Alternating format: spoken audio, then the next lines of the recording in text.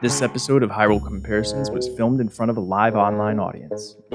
Death Mountain, one of the most iconic and beloved locations in the history of Hyrule. It's been a part of the map since the very beginning, so to see what's changed recently, including what's replaced this Sheikah shrine, what secrets lie beneath the lava, and how this monster stronghold became a treasure hunter's dream, stick around to the end of this video. Because in this episode of Hyrule Comparisons, we're exploring the entire Eldin or Eldin Canyon region, aka Death Mountain. But don't worry, there's plenty of life to be found around here. Still, it tends to be a scorcher, so make sure you're dressed appropriately or have an elixir to help keep cool, because if you can't stand the heat, get out of the active volcano area. Let's go. Hello fellow Zelda enthusiasts, welcome back to the channel. As always, we'll kick things off by defining the regional borders for the purposes of this video, because there's some overlap with surrounding areas between the games. Most notably, the Eldin Canyon Skyview Tower extends farther southwest than the Sheikah Eldin Tower does. We're gonna defer to the Eldin Tower because the Eldin Canyon Tower extends into too much of the territory opened up by the Woodland Tower in Breath of the Wild, including a second stable, shrines, wells, caves, chasms, and the Woodland Tower itself. So we'll save all that good stuff for the Woodland/Typhlo Ruins regional comparison coming up soon. We'll also be dipping into the Trilby Valley, which is considered part of the Upland Zerana/Lanayru region of Tears of the Kingdom, and all other differences between the mapped tower areas are insignificant, but there will be a little bit of overlap as we make our custom blend of the borders here. I will make note of when this happens. That said, the two towers are relatively close to each other's would-be locations, both south of Death Mountain at different positions around Lake Verona. So we'll set off at the southern tip of the region and move progressively northward this time. Here we find ourselves at Zilo Pond, which is part of the Lanayru region in Breath of the Wild. In that game, there's a Korok swimming around in here that we can summon by diving through a circle of lily pads, whereas in Tears of the Kingdom, there's a wooden treasure chest containing an opal we need to fish out from the open water in that exact spot. On the shore of this pond in Tears we find a Zonai construct enemy camp, whereas in Breath of the Wild there are a few mini taluses hanging out with some choo-choos right here. Immediately north on the hill is our first of many double Korok spots for this region. In Tears you drop an apple into an offering bowl that's missing one at the base of the giant tree. In Breath of the Wild there's a man selling shields in this spot because you have to climb the tree, stand on a pedestal, and shield surf down the hill to the finish. The Tears Korok is red with a green leaf, the Breath of the Wild Korok is blue with a green leaf, but they're both left-handed and fly. Moving to the east, we encounter a new dragon tier. This one depicts a Nintendo Switch, Purapad, and it unlocks Geoglyph Memory number 3, Mineru's Council, the one where we see how the Zonai construct acquired the Purapad to give back to Link at the start of the game, and enlightens Zelda on the basics of Secret Stone power amplification and dragonification. In Breath of the Wild, we find a Bokoblin fortress here, and a treasure chest containing topaz is in the exact spot where the teardrop is, except it's elevated directly above on the structure. Heading north gets us back to the Eldin Canyon Skyview Tower, and there's nothing at all here in Breath of the Wild. Directly east in Lake Verona is another double Korok spot. In Breath of the Wild we have another dive through the center of the lily pads puzzle, whereas in Tears we must lift a rock from exactly where you would jump from. The Tears Korok is brown with a long green leaf, the Breath of the Wild Korok is green with a long green leaf. And yet another double Korok spot just east of here, and in case you haven't noticed yet, you will as we continue. For being little wooden people, Korok sure do love this active volcano. Anyway, in Breath of the Wild we must blow up this bombable rock to reveal a little cave and lift a rock inside. This little cave is not covered in bombable rock in Tears, and while the rock inside is still here, lifting it reveals nothing more than a restless cricket. Instead, there's a Korok pedestal above that rock that we need to ascend through to complete the puzzle. Then directly south of here, we find our first Sheikah shrine of the video, the Ta Mul. In Tears of the Kingdom, there's a Korok here instead. For this one, we need to complete the rock circle, which forms directly around where the shrine used to be, sort of tracing the location of its former existence. North of here, under the archway to the Maw of Death Mountain on a little rock ledge, we have, surprise surprise, yet another double Korok spot. In Breath of the Wild, we lift another rock, and in Tears, in this exact spot where the rock was, there is a dandelion growing now that you need to slice and then catch before it hits the ground. South of here, in Breath of the Wild, there was a giant skull enemy fort which has since been removed, and now a luminous stone talus occupies this location.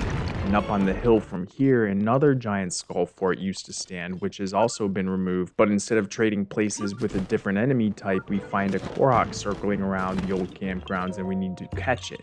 And heading down into the Trilby Valley, in Breath of the Wild, we find another Korok platform that sets off a race to the finish below.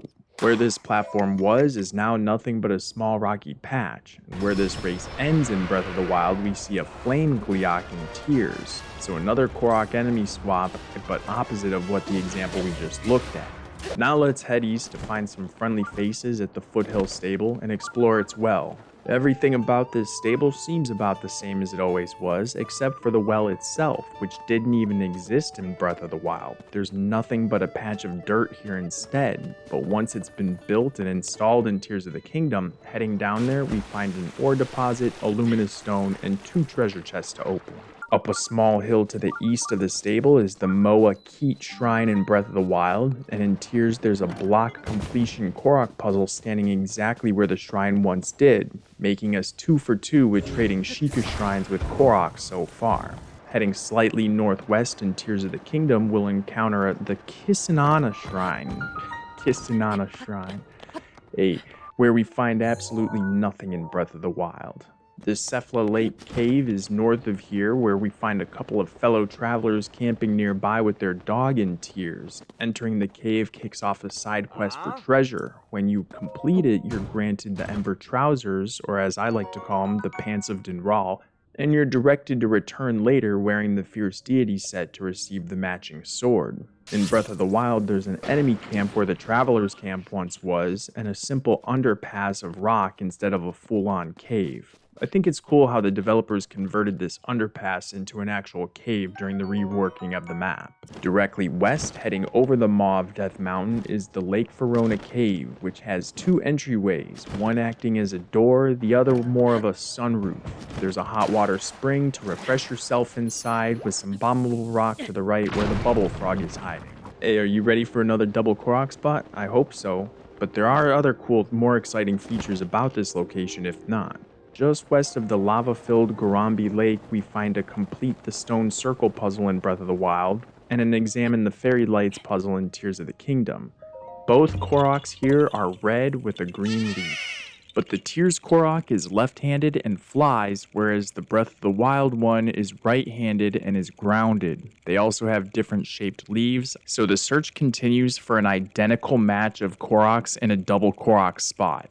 Atop this rock in Breath of the Wild, we also recover memory number 8, a premonition. This is the one where Link is just finished whooping on a small army of Lionels and Bokoblins, and Zelda starts showing concern for him rather than scorn. Then she realizes, with a sudden increase in monster attacks, Calamity Ganon must be coming to town.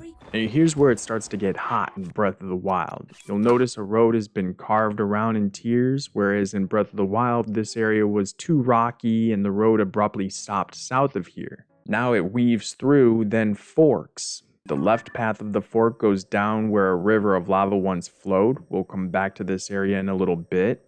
The right path goes into Goron Lake, which is dried up into a tiny hot spring. There used to be the Qua Reum Shrine on this island here in Breath of the Wild. This new path ends where we now find the newly established Bedrock Bistro, a much appreciated addition in my opinion, with a lucrative side quest to complete. And yes, there's a Korok on top of the bistro, let's leave that one alone for now, but I did learn a ton about these guys while producing this video, so if you want a separate video detailing everything you didn't know you needed to know about Koroks, leave a comment on this video with the word Koroks somewhere in there. Now let's sweep over to the east and check out the old Eldin Sheikah Tower. Where it once stood, we find a couple of ore deposits and tiers, which is more than I expected for being such a small ledge. Just to the east of Eldin Tower's former location is now the entrance to the Foothill Monster Den, which is guarded by the Underpants gnomes who won't let you enter unless you're already a reporter for the Lucky Clover Gazette. When they do let you in, it's a mini version of the challenge we embark on while entering Eventide Island in Breath of the Wild. You lose all your stuff and have to take out all the monsters chilling in the den.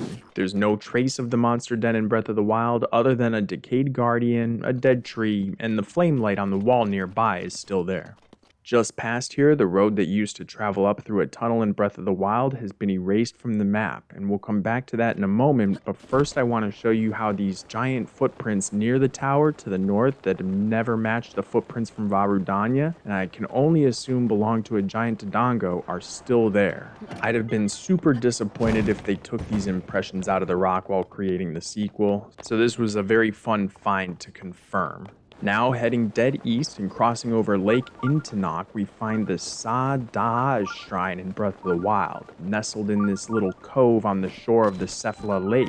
There's now a treasure chest partially buried in the dirt found here, which contains a cobble crusher. Ready for another double Korok spot? Alright, then let's head northwest to the Garrow Pond. There used to be a guardian stalker guarding and stalking this area, and in the center of the pond was a rock circle we needed to shoot another rock through like a basketball shot. In tiers, we need to uncork this little trapped guy using Ultra Hand to put pressure on the cork. Now, right here on the Breath of the Wild map, the road would continue into the tunnel, winding up the side of the mountain as shown by the dotted line. As I noted a moment ago, this road no longer exists in Tears of the Kingdom, but the path still remains, and we'll take it in a moment. But first we see to the left of it the entrance to the Lake Intinok Cave, which is intensely hot as most caves in this area tend to be, and has lots of bombable or breakable rock to clear, which eventually leads to the Most Happenin' Shrine. Most Happenin'. This one requires you to take one of those laser crystals to it. Of course, this cave gets its name from Lake Intinok, just to the south, which has a large piece of land sticking out named Borka Island, which, guess what, has another double Korok spot. In Breath of the Wild, we need to solve the cube puzzle, and in Tears of the Kingdom, we need to complete the rock pattern. Now, back up to the unnamed tunnel in Breath of the Wild, which used to house Fire Keese and Red Choo-Choos, we now find Fire Lizalfos and Fire Likes. As we'd come through on the other end of it, in Breath of the Wild is where the heat gets intense and will remain that way for a while in this video. I actually had to run to Goron City early to buy some Flamebreaker pants in order to continue because Link loses life way too quickly, and it's a superior option to making a bunch of elixirs. But in Tears of the Kingdom, Death Mountain isn't such a scorcher. In fact, much of this region is totally tolerable for Hylians, and wildlife like bucks and deer have returned to the area. You can even see the former lava flows that once drizzled down the sides of the volcano as melted rock that's cooled and hardened. To Link's right as we make our way up here is the Medingo Pool in Breath of the Wild, a spot where lava has collected. Since Death Mountain is not pouring lava anymore in Tears, this pool is dried up almost completely. There used to be another Guardian Stalker patrolling this area, but now there's an Igneo Talus chilling where the lava once was. And yes, there's another double Korok spot to explore over here, which I really must admit took me by complete surprise how many there are in this region, but I'm doing it to be thorough. That said, this is the last one for a little while, and it's all here inside this giant skull fort. In Breath of the Wild, we find a pinwheel inside that spawns a balloon outside that needs to be popped, whereas in Tears, inside this skull, we must follow a trail of little flowers that begins where the pinwheel was. The Tears Korok is red with a green leaf, the Breath of the Wild Korok is green with a red leaf, making them opposites. Moving up the pathway that existed in Breath of the Wild, we come to an Igneo Talus blocking the way to a wall we must climb to escape and make our way to the southern mine. There's no longer a road here, but the rock is still carved out and recognizable. In Tears, there's a set of rail tracks leading into the East Restaurant Cave and a little cooking kiosk for the miners to have their lunch breaks. And exactly where the Talus was, a fire whiz robe now prances around. And on the other side of this rocky hillside, we now find the West Restaurant Cave. The tracks I just mentioned connect these two locations, passing by the Bedrock Bistro again, and they also pass right by the Timawok Shrine up above on this rocky hillside in Tears of the Kingdom, where we find nothing in Breath of the Wild. But in that first game, these tracks would have led you straight into fresh lava at the mouth of the Goron River, and the West Restaurant was completely inaccessible. And speaking of the Goron River, if we head north, taking that fork in the road I mentioned a little while ago, taking the new path carved out where the lava used to flow, we'll easily reach the Goron River cave entrance. There's a little bit of land here where the lava doesn't flow over in Breath of the Wild, and some breakable rock slightly above in this spot hiding a treasure chest.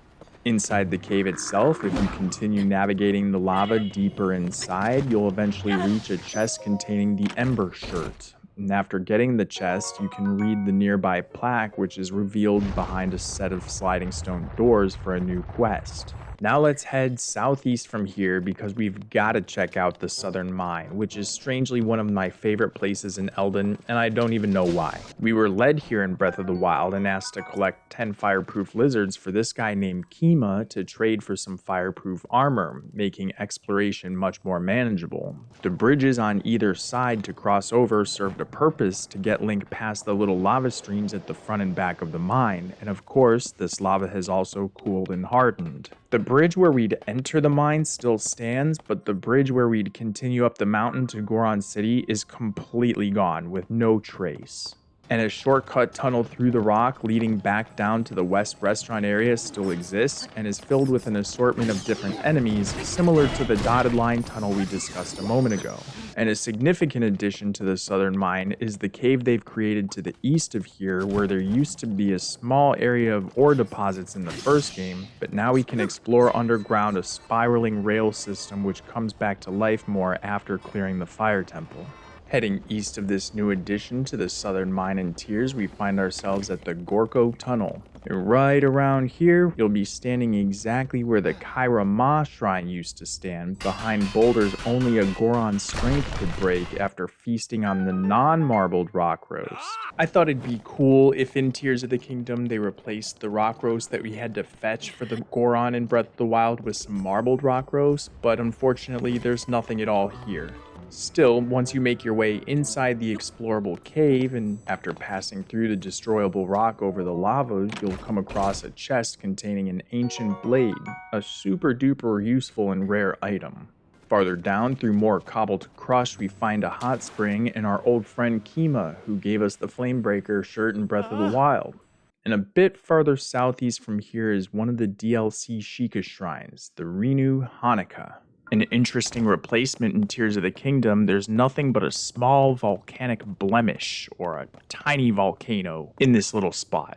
And with that, we're ready to get back onto the path where it all comes together and leads up to Goron City. This path exists virtually unchanged between both games, besides some additional decorative archways we see in Tears. Wherever there was lava flowing through the city, there's now either dry land or hot spring water, and we'll do a deep dive on Goron City before and after the temple/divine beast is completed in a separate video. There's way too much to cover, especially for all the main sage cities, so look out for those in the future. That said, of course there's a double Korok spot here inside the mouth of one of the Mount Rushmore of Goron sculptures, which, by the way, now have gemstones in their eyeballs. So what you do is you climb up into the lowest Goron's mouth and examine the fairy lights in Breath of the Wild, and in Tears there's a balloon inside the Goron's mouth Link must pop.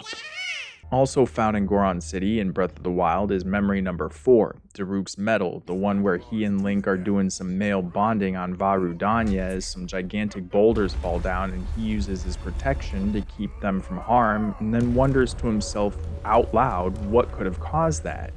That was a little strange. As far as I know, Death Mountain has been quiet for decades. But if the mountain is shivering enough to send down a bunch of boulders that size, then never mind. Forget I said anything.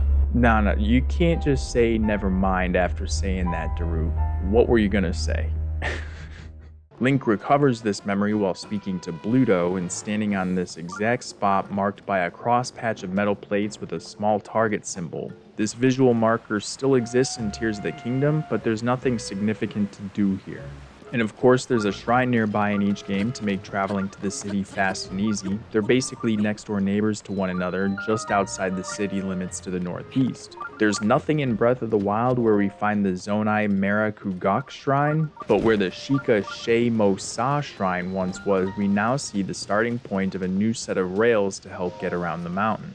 The path that once curved around to the left and set us on a journey to Vah Rudania still exists, but in Tears of the Kingdom, this new rail system splits the path and heads north to the YonoboCo headquarters, where you can buy an additional Flamebreaker shirt, which during the Breath of the Wild days was surrounded by the lava of Lake Darunia, and is where we first found Yonobo alone and terrified, trapped inside the abandoned North Mine. This same island of rock now has an additional opening leading down to the fighting ring, where Link puts Yonobo back in his place by breaking his ugly demon wrestler mask, returning him to his senses. Now that's character development. There's a south and an east entryway to this headquarters. Both are barely sticking out of the lava in Breath of the Wild. The south entry gives you a vehicle to build to get Link over a huge pool of lava to acquire the Ember headdress, aka the Dinral hat, completing the ensemble.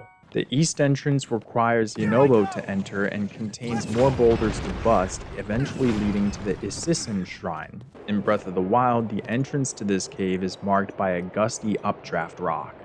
Southeast of the shrine is the Death Mountain Foothill Cave.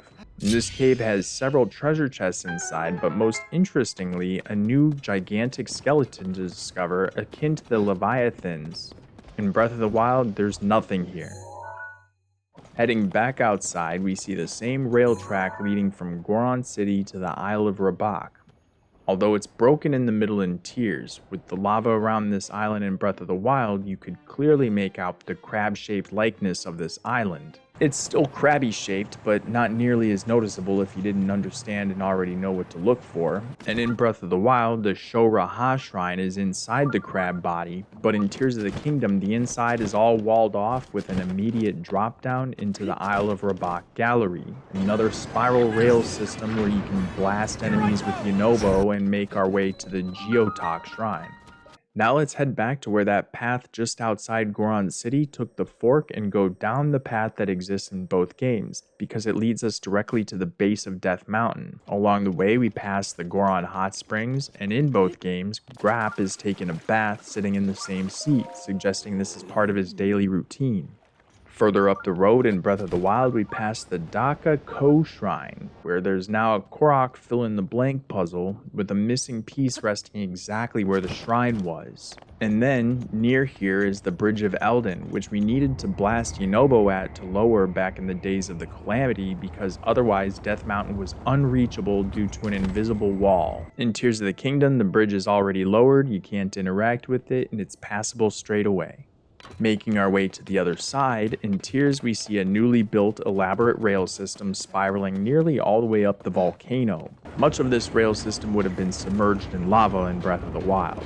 Making our way around counterclockwise and dipping down the side of the volcano for just a moment, we find an area called Shadow Hamlet Ruins. This is part of Eldin and Tears of the Kingdom, but it's actually considered the Akkala region in Breath of the Wild. While these ruins were in both games, there was nothing but rubble and a wizrobe in Breath of the Wild, so no reason to come over here to explore other than a quick once-over at best.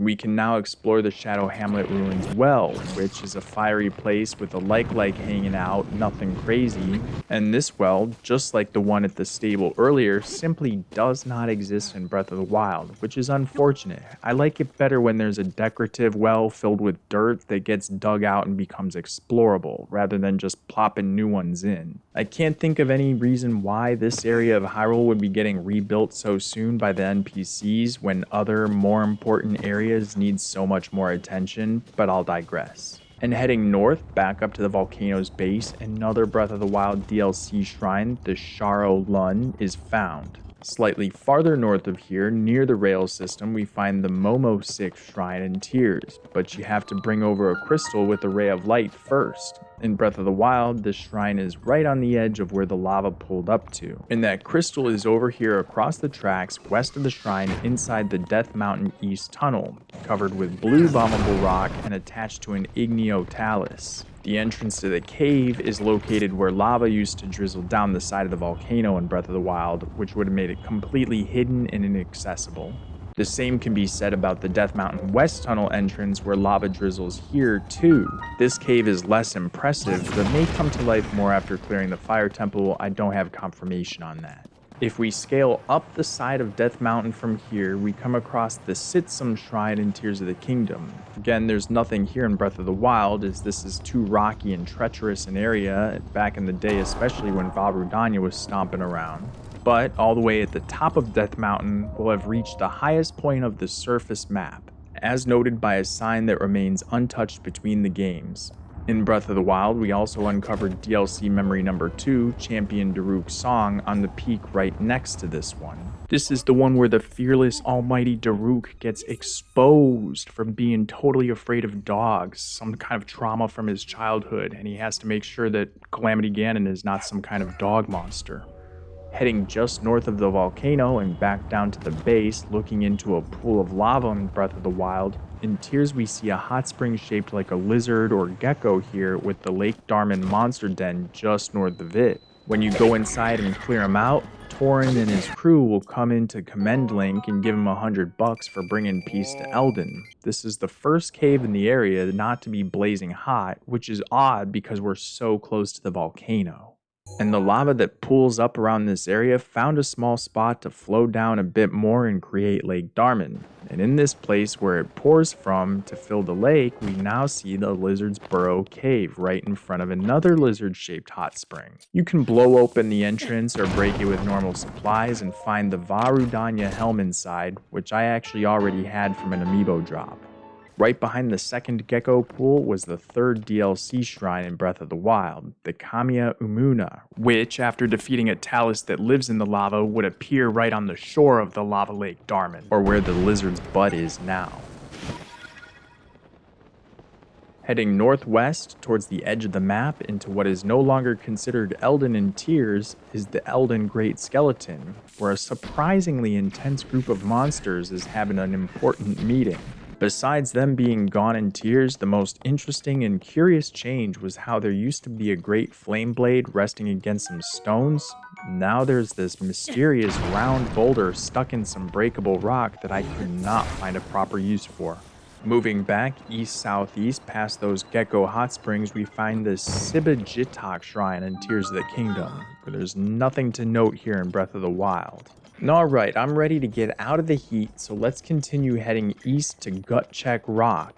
On a little island at the base of the rock, there was an enemy fort in Breath of the Wild, where we'd get a ruby from a treasure chest upon defeating all the monsters. This fort is completely gone in Tears, but you might still get some gems if you defeat the Luminous Stone Talus that lives here now. And when we actually climb up to the top of Gutcheck Rock in Breath of the Wild, you get access to the Gore Tor Shrine if you collect 100 rupees along the way. In Tears, the remnants of this challenge still exist, where the little climbing spots to rest or pick up rupees were, and there's a treasure chest buried in the ground containing a silver rupee in the exact spot the shrine was located, which, in case you're not aware, is 100 rupees, making it a pretty cool callback to the first game's Gutcheck challenge. Northwest of here, down the cliffside towards the edge of the map in a place called Eldin's Flank, I know you guys were waiting for it, and we've got another double Korok spot.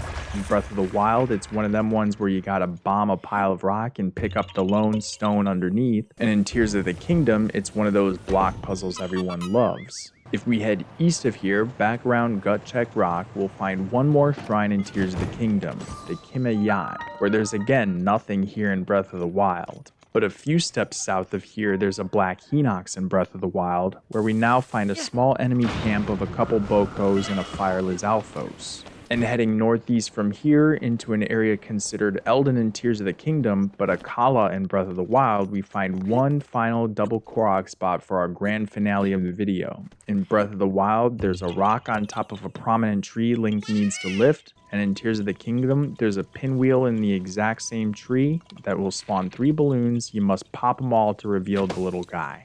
And wow, that's my tour of Eldin. Thank you so very much for watching. I really appreciate it more than I can say. Leave a like to let me know to continue making this series, and comment anything interesting I missed or regions you'd like to see me explore next. And please subscribe so you'll be sure to catch the next episode when it drops. Also, if you made it this far, you may be interested in my non-Zelda related work in the form of articles written on Medium. I'm a writer first and a YouTuber second, so go check them out. This isn't a paid sponsorship, it's more of a monetary public service announcement if anything. My articles are behind a paywall, but you can read 3 a month for absolutely free. Link is in the description. Anyway, until next time, stay cool and always keep punching out there. Aloha.